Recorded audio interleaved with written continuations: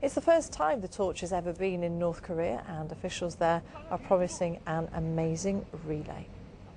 Well, let's go live to Seoul now and join our correspondent John Sudworth. John, solidarity from one communist regime to another, pretty much guaranteed no trouble in Pyongyang, aren't they? I think that's one thing we can say for certain. The torch arrived in Pyongyang this morning. It was flown directly from the South Korean capital, Seoul, where yesterday its passage through the city of Seoul was marked by minor scuffles and protests. We can be absolutely certain that those scenes won't be repeated in Pyongyang today. The North Korean government, of course, tolerates absolutely no political dissent at all. The torch is being met, I think you can see the pictures now, by North Korea's second highest ranking official, Kim Yong-nam, who often acts as head of state on ceremonial occasions. It's a 20-kilometer route. The first runner, we're told, will be one of the veterans of North Korea's 1966 World Cup football team, which made it through to the quarterfinals. Always fascinating for us to see pictures like this coming live from Pyongyang, such a secretive part of the world. Pyongyang has been quite outspoken, John, hasn't it, about the protests which we've seen against China's rule of Tibet that have taken place in other parts of the world. Well, that's right. I think at the moment, China's support is absolutely key for North Korea. It has, of course, been a long-standing ally, but relationships have often been slightly fraught.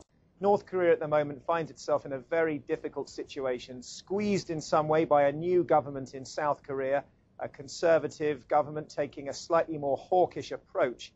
North Korea this year hasn't yet received any food aid from South Korea, and the suggestion is, with its economy in the state that it is at the moment, it really needs China as an ally. So it's unsurprising, perhaps, that it has been very vocal in speaking out in support of the Chinese regime, of its policy in Tibet, and also condemning the protests that have accompanied the torch relay in other parts of the world.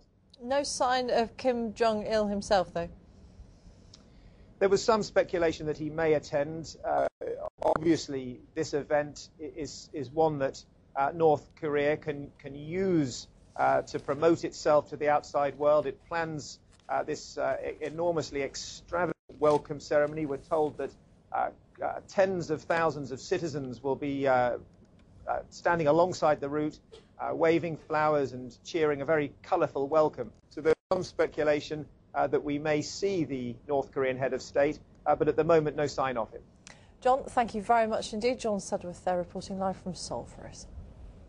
Well, a special Olympic flame has arrived at Mount Everest Base Camp. The organisers of the Beijing Games will attempt to take this flame to the top of the world's highest mountain.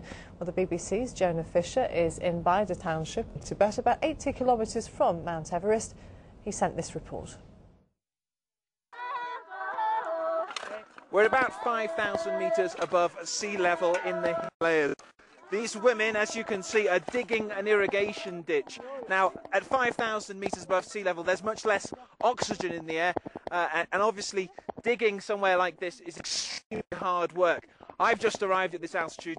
Doing practically anything gets me out of breath. So these women who've been both digging and singing as they carry out their work are obviously much better acclimatised to the high altitude than I am.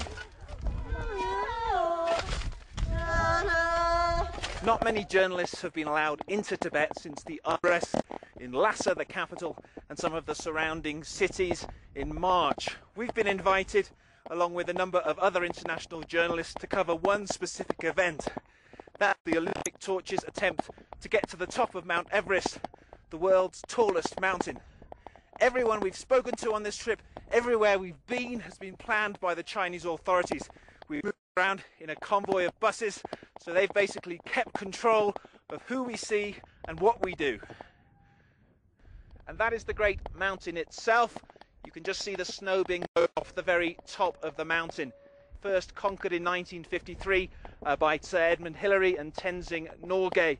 The story of the Olympic torch's procession around the world has so far been one of protests about China's role in Tibet. The organisers of the torch's bid to reach the top of Mount Everest are hoping that by doing that, they'll transform it into a story of Chinese achievement. Jonah Fisher reporting, and we do apologise for that terrible mic rattle. We'll have to put it down to excitement on Jonah Fisher's part.